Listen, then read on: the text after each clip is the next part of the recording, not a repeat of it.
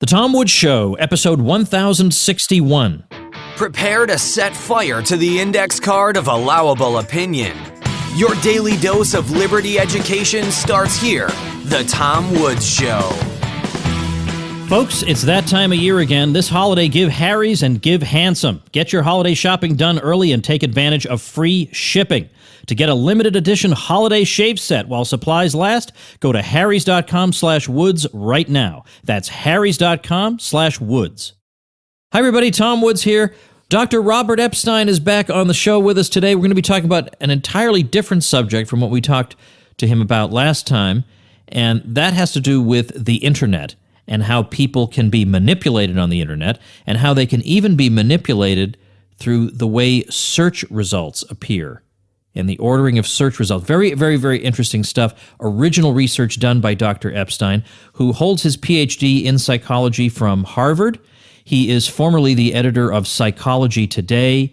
He is the founder and director emeritus of the Cambridge Center for Behavioral Studies in Massachusetts, and he's currently senior research psychologist at the American Institute for Behavioral Research and Technology and a contributing editor for Scientific American Mind. Dr. Epstein, welcome back. My pleasure, Tom. Well, I will tell you something. People are still, I don't think I want to say reeling, but still processing what you had to say last time. We talked about adolescence in your previous appearance. I had a great discussion thread about that in my private Facebook group. And I guess it's funny I mentioned Facebook because we'll be getting to that in a little while. I want to start with a discussion of this phenomenon, search engine manipulation effect, or SEAM. And I'm wondering, is that a term you coined yourself? It is. It's one such term. Yes, there are some related phenomena that I study as well, but that was the first one we discovered. Okay. So what I'd like you to do here at the outset is to describe for us what that is, and then I want to get into some of the research that you did to establish the existence of this phenomenon. Well, before I get to that, since you mentioned that you were chatting with your Facebook friends, let me point out that there are two big problems that technology has introduced. The first, which I don't study, is surveillance and tracking. So when you're doing anything through social media, all of those conversations are being recorded and monitored and analyzed, and information about you and the people you're interacting with is all going into your profiles, and that information later is being shared and sold and distributed and used for more and more purposes. So pretty much everything we do online is tracked. It's the most extensive surveillance tool, the internet that is. It's the most extensive surveillance tool ever invented. I mean, it's incredible. But I don't study that. That is a huge problem. And that is related also to a second problem, which people know almost nothing about, which I've been studying now for more than 5 years, and that's online manipulation. And in fact, they're related because the more you surveil people, the more you know about them, the easier it is to manipulate them. I study methods of manipulation, and I have stumbled upon discovered some new forms of manipulation that are unprecedented in human history. There have always been attempts to manipulate us and to manipulate the masses and so on, manipulate votes. That's always been the case. But the internet has introduced genuinely new ways for manipulating people that are really frightening. The more I've learned about these methods, the more concerned I've become. So that's a pretty long intro, but that brings me to the first such method that we discovered, which turns out to be one of the largest effects ever discovered in the behavioral sciences, and this I call SEAM, S-E-M-E, which stands for Search Engine Manipulation Effect. And in a nutshell, what this is the impact that search results have on people's opinions, attitudes, beliefs, purchases, voting preferences, when those search results favor one candidate or one cause over another. So by favor, I mean if you click up on the high-ranking search results, you're going to connect to web pages that make that candidate or that cause look better than another candidate or cause. And when that happens, opinions shift. So we have been doing experiments on SEAM for, I guess 5 years now, more than that. And the findings are extremely disturbing. To give you just a very quick peek here without giving you all the details, but just a quick peek at what the numbers look like.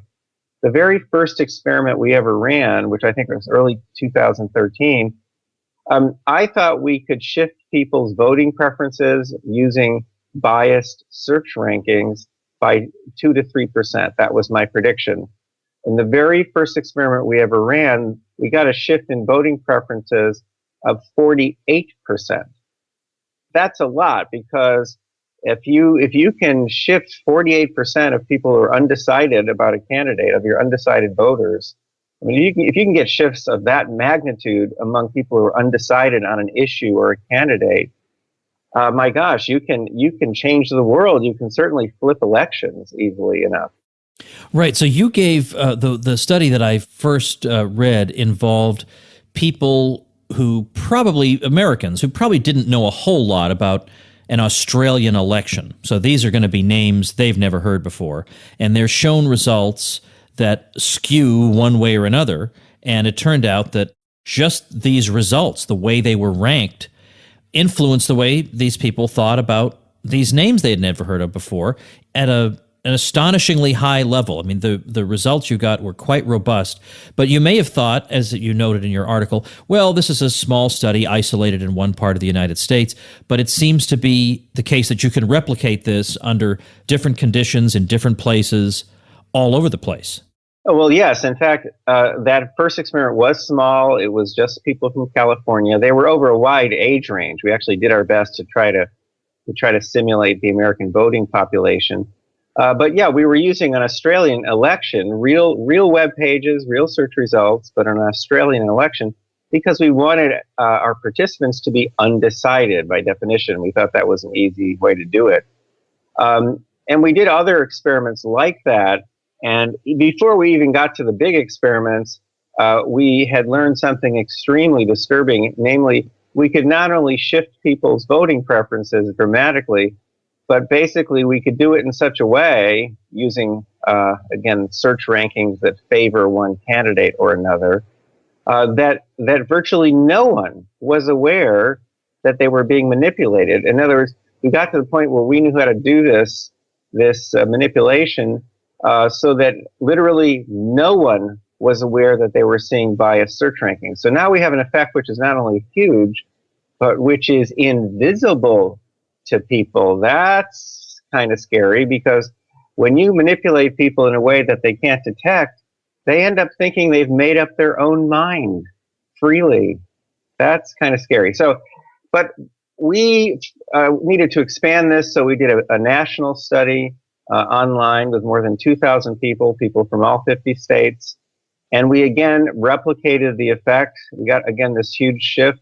But now we had a big enough study so we could look at demographics. We could see whether the effect, is larger for males, females, people who are Democrats, people who are Republicans, and so on. And we found enormous demographic differences. We were able to shift one group by 80%. This is just after one online search, by the way. That's how powerful this effect is. In other words, people are extremely trusting of Google's search results in particular. They're very trusting of algorithmic output, I guess you could say. They think that kind of output is untouched by human hands. It's very objective. There's no human emotions involved, so they trust it a lot. And they especially trust very high search rankings. And for some groups, this works better than for others. In other words, some groups are extremely trusting of search results, others a little bit less so. But ultimately, it turns out you can shift pretty much everybody using this phenomenon, again, which we call SEAM, S-E-M-E. Well, then I'm interested in, you decided to try an experiment in India. And here you would be doing an experiment where you would be talking about a real election that they were going to take part in themselves. And the question was, what kind of effect, when we deal with undecided voters, could we see with search engine manipulation effect? And you said, on average, we were able to shift the proportion of people favoring any given candidate by more than 20% overall and more than 60% in some demographic groups. And basically, nobody had any awareness that they were even viewing biased search rankings. 99.5% showed no awareness of this. They had no awareness they were being manipulated. Now, let's get to the big question people would want to ask here, though, is that it's, of course, very, very important that we've isolated that this really is a real effect, and it really can change the way people think. And I'm sure it's not confined to elections. It could also change the way they think, no doubt, about a variety of controversial subjects in society. But the question would be, given that not everybody, but a huge proportion of people doing web searches, they're all using one search engine. They're using Google.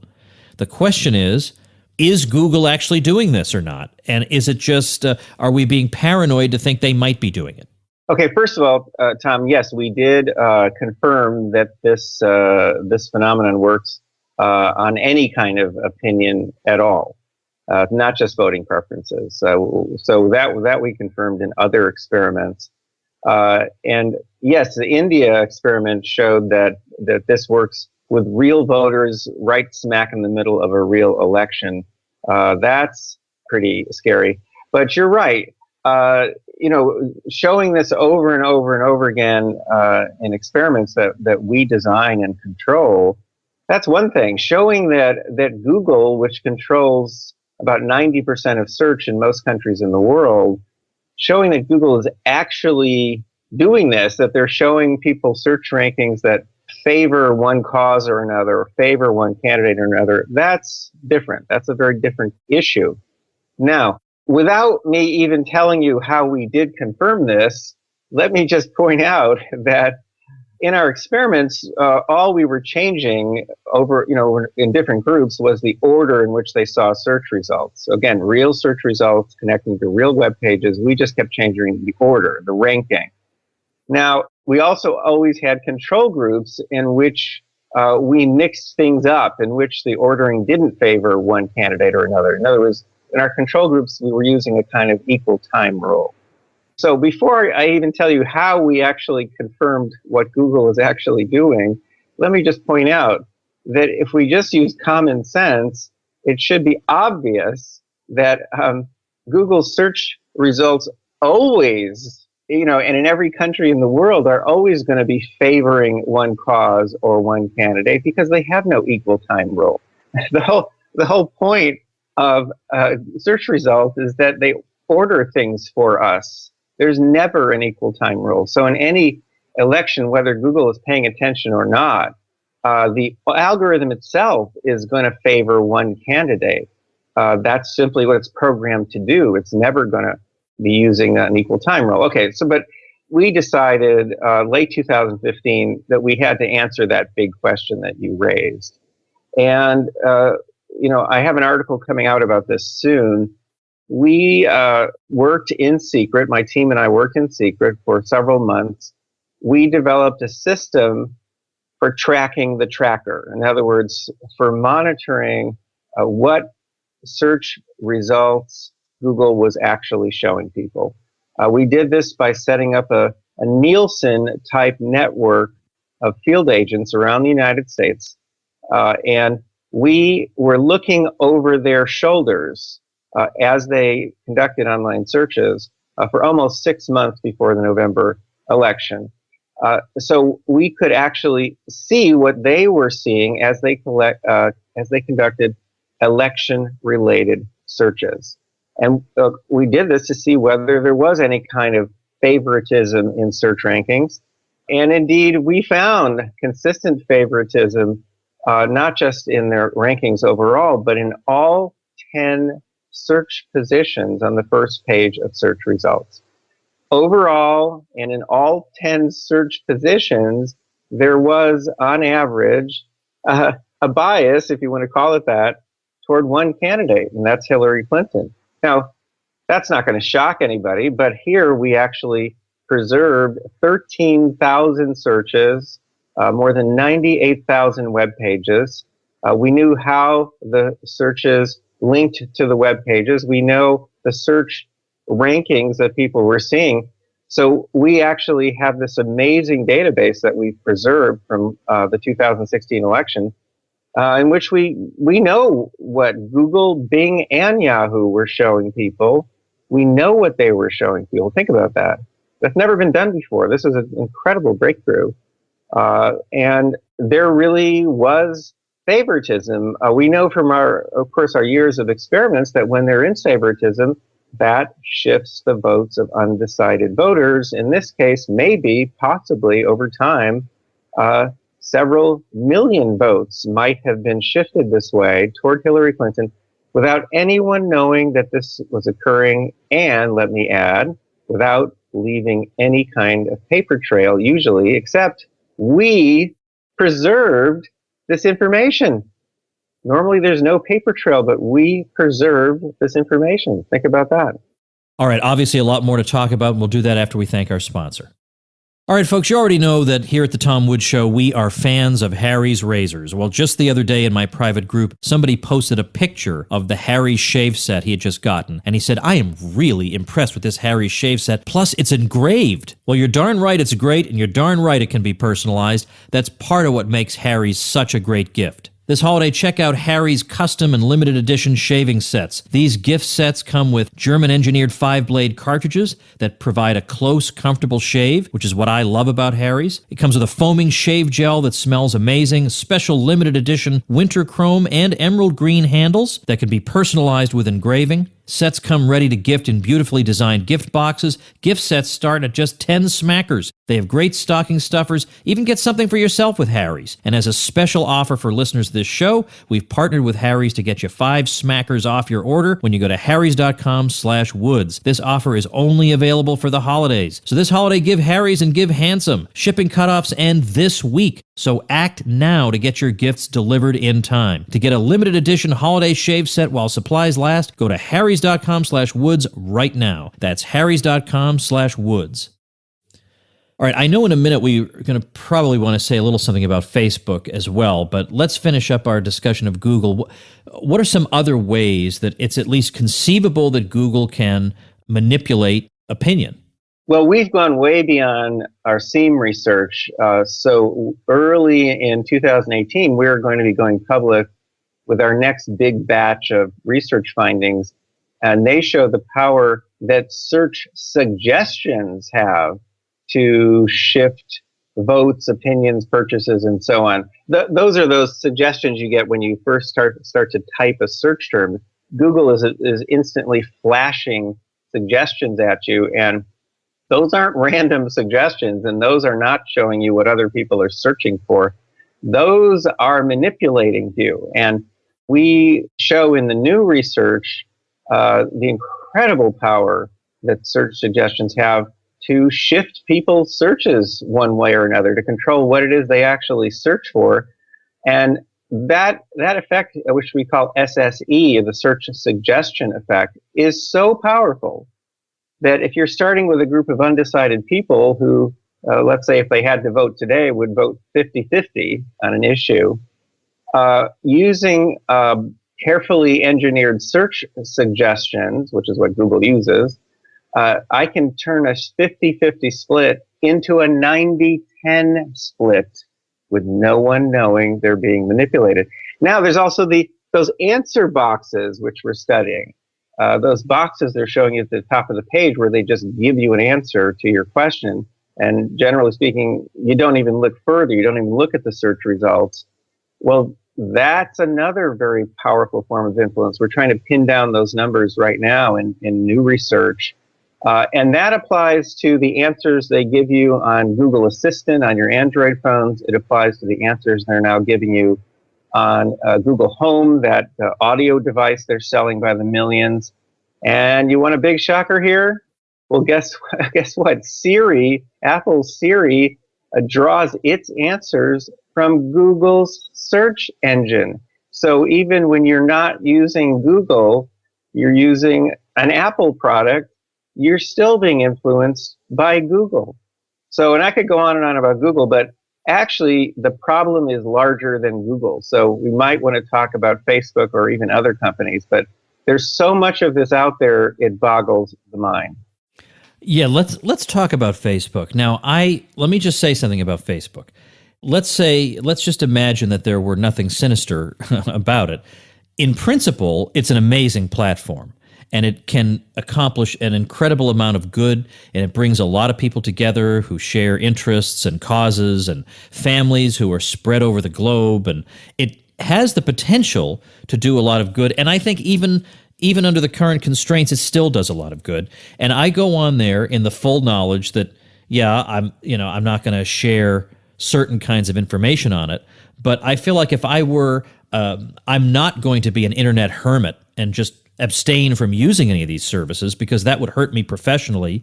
That would not do me any good. I am going to use them. And I know there are some people who say, I'm not going to fly because of the TSA and stuff. And I get that. I don't like the TSA either, but I'm not going to not fly because then I'm paying the penalty. Well, I'm not going to not use one of the most amazing platforms in the history of the world in ways that benefit me, because then I'd just be shooting myself in the foot. So I would not go to that extreme. But at the same time, I have no problem talking about the ways in which this thing can be manipulating people. So how have you done research in that area? Well, on another show, on another occasion, we should talk a little more about that surveillance issue, because I think if you knew a little bit more about what was being tracked when you're online and even now when you're offline and how the information was being used, I think you'd be a little more cautious than you're being. And I did publish an article a few months ago, which your listeners can find, which is called 7 Simple Steps Toward Online Privacy. 7 Simple Steps Toward Online Privacy, which I would urge you to look at, and I urge your listeners to look at as well. Now, regarding Facebook, I also published an article, which this is before the election, pointing out 5 different ways in which Facebook could very possibly influence the outcome of the election with no one knowing that they've done so. So this is one of the reasons why we need that tracking system that my team and I developed last year. We need that scaled up, and we're working on doing that now. But it must be scaled up. We have to keep an eye on what these companies are showing, because let's just imagine that on the morning of November 8th, 2016, Election Day, let's imagine that Mark Zuckerberg, the head of Facebook, is just sitting there and he's thinking, should I press the enter key or not? Should I press the enter key or not? What does that mean? Well, he had the option that morning or the night before of hitting enter and sending out go out and vote reminders exclusively to people supporting one candidate. In this case, it would have been Hillary Clinton. If he had done that, that could easily have caused 400,000 people or so, maybe a little bit less, maybe a lot more, to get off their sofas and go vote, who otherwise would have stayed home. Now, we know that those reminders from Facebook have this impact because Facebook did research on this, which it published in 2012. We know exactly the impact that those reminders would have had. Did Mark Zuckerberg hit the enter key or not? Well, we weren't monitoring that, and there is no system in place to monitor things like that yet. We're building a big system like that now. The point is, we don't know. That's a kind of manipulation that has a massive effect on an election, entirely under the control of one person. He makes the decision, or it could have been some ambitious employee of Facebook, of course, could also have done it if they had the right password authority or the right hacking skills. Now, that's just one way in which Facebook can manipulate the world without people knowing. What if it had been doing this selectively for months before the election? What if it had been selectively sending out go register to vote reminders just to people of one political party? I mean, it knows what party you're a member of. It knows which candidates you support. It knows everything about you. And it makes its money by by sending out targeted ads.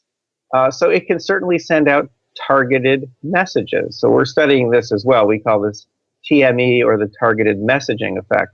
So Facebook has all kinds of ways of manipulating us. There was a whistleblower, as I'm sure you're aware, a few months ago, someone who had worked at Facebook and said that he was part of a team that was selectively removing conservative news stories from Facebook's news feed.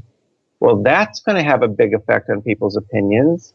If you're selectively removing certain kinds of political news items from their news feed, and that we learned from an actual whistleblower. So there's so much going on here that sometimes, people wonder whether I am paranoid. I am definitely not paranoid. There's a very fine line, as Alan Dershowitz once said, between paranoia and caution. My concerns are based on rock solid, meticulous research. I'm concerned because I'm becoming more and more aware of what's actually happening. I wish I were imagining this stuff, but I'm not. Have you done work on any platforms other than Facebook and Google? Well, we're looking at another kind of effect, which unfortunately might have been in use by multiple companies last year. The one that concerns us most, believe it or not, is Tinder. And you're thinking, Tinder? That's some sort of hookup website, isn't it? Yeah, well, yeah, normally you swipe left or swipe right if you like or don't like someone's photo. But Tinder set up a Swipe the Vote app last year, months before the election, in which you swipe left or right depending on how you answer a question about immigration or the wall or anything like that. And so you do a few swipes, and then Tinder was telling you which candidate you should vote for that will support your views. Now think about that. Who's controlling that algorithm? That kind of phenomenon, which we call OME, or opinion matching effect, that's incredibly powerful. And that kind of tool, again, implemented by several companies last year, but Tinder being the biggest of them, it manipulates people's opinions invisibly, also leaves no paper trail. I mean, this is a whole crazy new world that we're in right now, and it's getting crazier. And we need to study and understand these new phenomena. We need to put names on them, and we need to figure out how to suppress these manipulations. If we don't, I can tell you for sure that democracy is a joke. It will become little more than a joke, maybe even now that has already occurred, especially if you think about it, if these big companies are united in supporting one candidate or one cause, which I think they were this past election, then we're just pawns. I mean, our freedom is little more than an illusion, and democracy is a joke.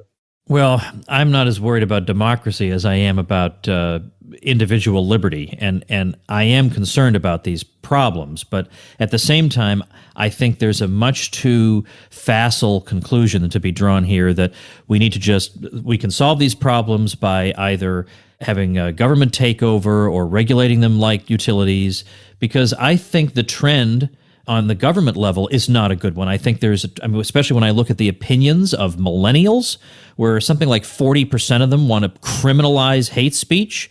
Those are the people who are going to be voting in a few years. Those are the people who are going to be staffing these agencies.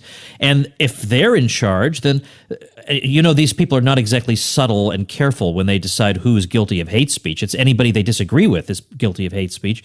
So I'm not sure that that's the solution either. So maybe the best we can do at the moment is at the very least, get people informed and understanding what's going on around them. Well, being informed, unfortunately, doesn't really help. One of our most robust findings that we've gotten over and over again is that even when people are informed, even when they can see bias in search rankings, it doesn't help. They shift even farther in the direction of the bias. So I agree with you that government stepping in is not necessarily the solution here. We do have solutions to offer. But I think the most powerful thing that we must do, no matter what the government does, no matter what laws or regulations are passed. We must at least set up systems that monitor these companies that are monitoring us. Just monitoring will help keep them honest, because if we're detecting manipulations, we detect that Mark Zuckerberg pressed the enter key on the morning of election day. We'll know that instantly, and we'll be able to inform authorities or just inform the media and make these things known in general to people. And that's our best protection, is knowledge. You have a website for the work you've done on adolescence. Do you have a single place where people can find your research on this? If not, I can link to some articles. Well, first of all, people can go to the website of the nonprofit where we do most of the research, which is AIBRT. That's AIB as in boy, RT.org. Or they can go to my general website, which is drrobertepstein.com or even drepstein.com. And there you'll see a breakdown of all the different research areas that I'm involved in. And one of them is internet studies. And there you can get all kinds of stuff. So that's the best way, I think, to follow up on this.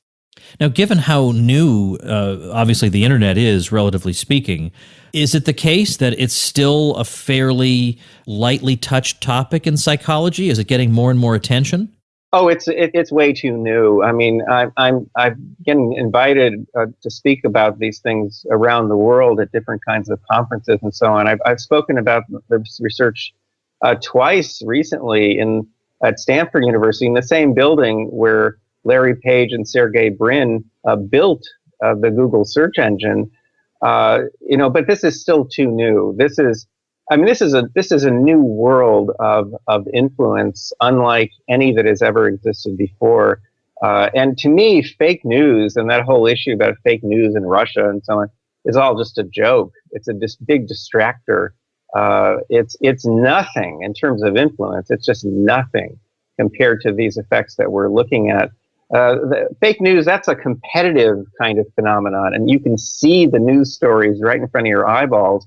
The effects we're looking at are really subliminal. You can't see them and you can't fight them. You also can't counteract them because they're in the hands of a couple of huge companies. So how do you counteract that if that company wants to support one cause or candidate? So no, this is new stuff. It'll get out there more and more, of course, over time. It'll be in the textbooks. There'll be greater awareness. But I don't think even that's going to protect us, because it just moves too fast. Technology is moving too fast. No law or regulation is ever going to catch up with this stuff, as far as I can tell.